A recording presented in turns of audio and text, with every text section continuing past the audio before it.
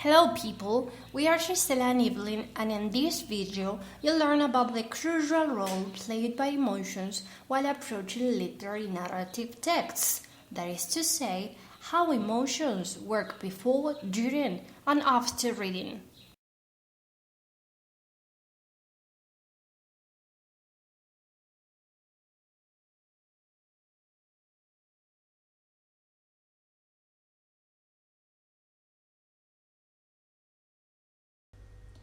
Before reading a book, of course, we have to choose one.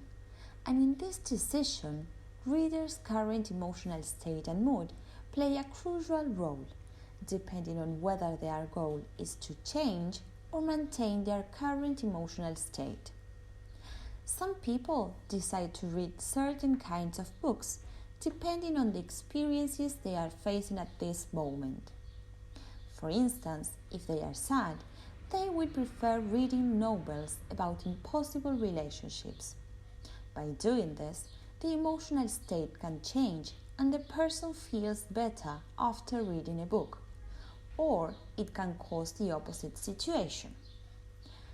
An important fact to consider is that literary fiction events are presented symbolically, through language, rather than representationally, through images and sounds. So readers may have more control of the representation of characters, objects, and events in a book, and this may have implications for anticipated emotional reactions.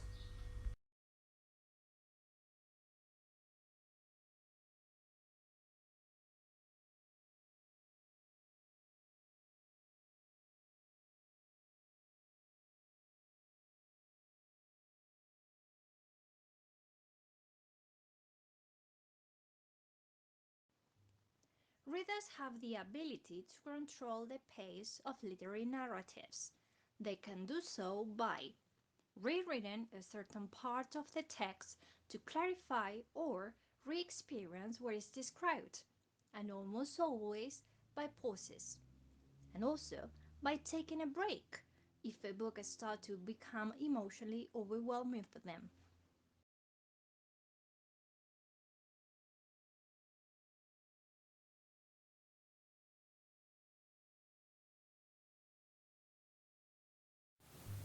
Depending on what we read, readers can experience different emotions. There are 5 emotions that are central to the experience of fiction during the reading of a novel, a short story, or a poem: sympathy, identification, empathy, relieved, and remembered. These emotions control the act of reading and the level of involvement. Let's talk about each emotion. Sympathy is related to the feeling of pity or sense of compassion. Readers feel bad for the story character and therefore feel sympathetic for that character's suffering. Writers offer the audience what is called objective correlative, which is a set of objects, situations, and chains of events that create a particular emotion to the readers. Moreover, the external patterns of events are communicated to the audience by an accumulation of image sensory impressions in which there is an adequacy of the external to the emotion. When a reader recognizes the patterns of information that represent the meaning of illicit situations, they can feel sympathy or compassion for some characters, for example. For instance, this is an extract from the book The Death and Life of Charles St. Cloud by Ben Sherwood. After Charlie survives a car crash that kills his younger brother called Sam, he's given the gift of seeing Sam's spirit, but it's time to say goodbye.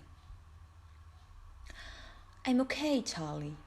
I'd give anything for you to see me, what I've become, but no one ever gets to see what could have been. Sorry, I had to break our deal. It was time. It's beyond anything we ever imagined, Charlie. I hurt as bad as the day you died. You hurt because you are alive. We'll always be brothers. Promise, every day, come rain or shine, through hell or high water, I promise.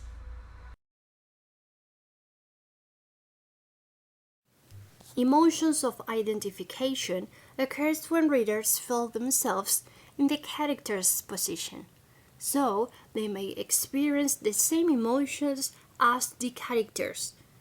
Identification is greater when readers make inferences about a character. While imagining what it's like to be the protagonist, readers are more likely to experience the same emotions when reading. Emotions of empathy. The empathy for characters has emotional consequences on the audience because they experience an emotion that is somewhat the emotion experienced by the reader. Let's read an example from the book The Notebook by Nicholas Spark. He walked to her side and put his hand on her shoulder. I don't want to live the rest of my life thinking about you and dreaming of what might have been. Stay with me, Ali. Tears began to fill her eyes. I don't know if I can, she finally whispered. You can, Ali. I can't belive my life happily knowing you are with someone else. That would kill a part of me. What we have is rare. It's too beautiful to just throw it away. Have you ever experienced something like this? Emotions can affect the recollection of past personal experiences. One of the writers of this extra makes reference to two types of emotions: under-distanced and over-distanced emotions. The first one occurs when people remember aspects of some events that gave rise to them. In this case, there are some symptoms of post-traumatic stress disorders in which people are flooded by the emotional content of memories, experiences flashbacks, and nightmares, for example, of being a victim of an assault. The second one is related to the non-assimilation of emotional experiences by blocking them out together. For instance, when a person has been hurt in a past relationship and he or she doesn't want it to happen again. So, the function of drama and other types of fiction is to enable people to relive and assimilate unassimilated emotions that continue damaging a person's life. This image of the Romeo and Juliet, it's a clear example of what we explained before about their experiencing of emotions. When people cried at the fate of Romeo and Juliet, really they are experiencing a loss of their own.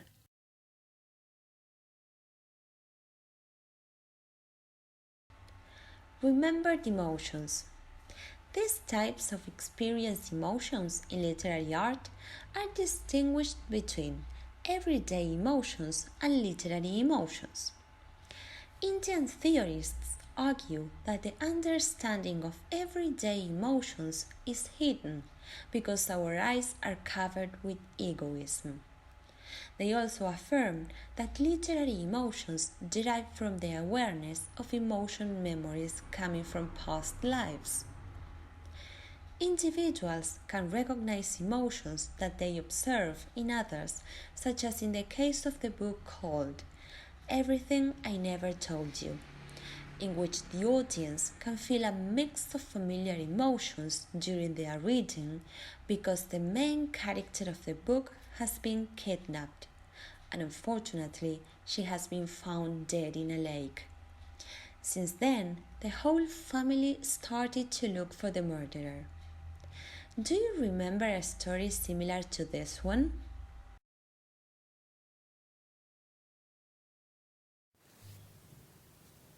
The interrelation between these 5 types of narrative emotions are studied in the light of two kinds of motivations: enjoyment and appreciation. On the one hand, the so called fresh emotions that come from the understanding of story characters and include sympathy, empathy, and identification are related to enjoyment motivations. When readers enter the world of a narrative and the minds of its characters, they transport themselves into a pleasurable experience. On the other hand, relived and remembered emotions seem more likely to spur introspection, reflection, and personal insight, and appear best suited for appreciation motivations. When emotions are evoked during reading, they are likely to have an immediate influence on the reading process. Emotions can slow or increase the pace of reading depending upon the emotions elicited and characteristics of the reader. For example, becoming deeply involved in characters and their emotions tends to slow reading, creating a deeper engagement with the text.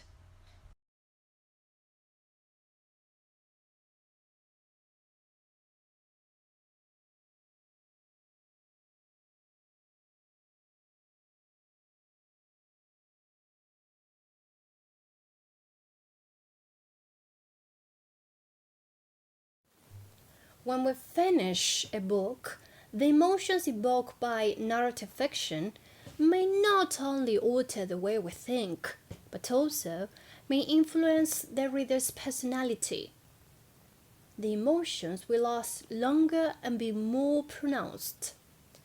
Readers often speak of how a really good book left a feeling that lasted for days after finishing it.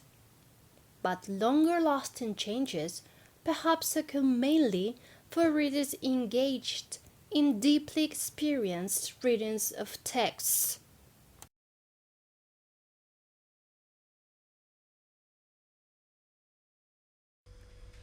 As regards the pedagogical implications of the topic, we consider that literary texts are interesting tools for teachers because, while reading, it allows students to develop imagination and promote their critical thinking. It helps students to control and express their feelings as well as to understand others' emotions. And young learners can create sensations that are kept in their memories for some period of time. Now we want to share with you a set of activities to work, for example, with young children. We suggest two books that are amazing to work in the classroom. The first one is called The Rabbit Listened. In this book, a boy called Taylor learns how to get ready to express his emotions. The most important point to take into consideration is that when reading this book, students learn how to deal with emotions that are painful and how to express these emotions. The second one is Little Beauty. This book takes its readers on a reading of self-discovery and self-expression. The story explores the challenges of expressing yourself when you don't speak the same language as the people around you. Besides, the book contains different colors to express the emotions of the main character, the gorilla. Think about all the rich discussions you could have as you read these books to your students.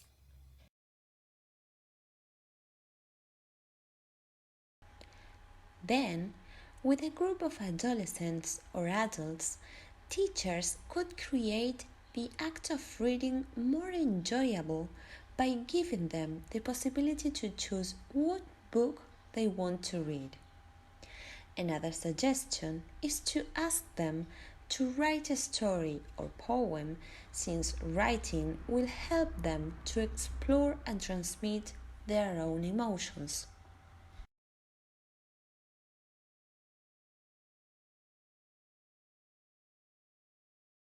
Now you know about the great impact of emotions before, during, and after reading literary fiction. Teachers might make students be aware of the different emotions, explain them that it's right to express what they feel, and also highlight the importance of respecting peers' emotions. If you're a teacher, you might not forget that books are powerful tools for educators. Literary piece could change not only the way students think, but also who they are and who they will be in the future. Let us know what you believe about this topic in the comment section. Thanks for watching.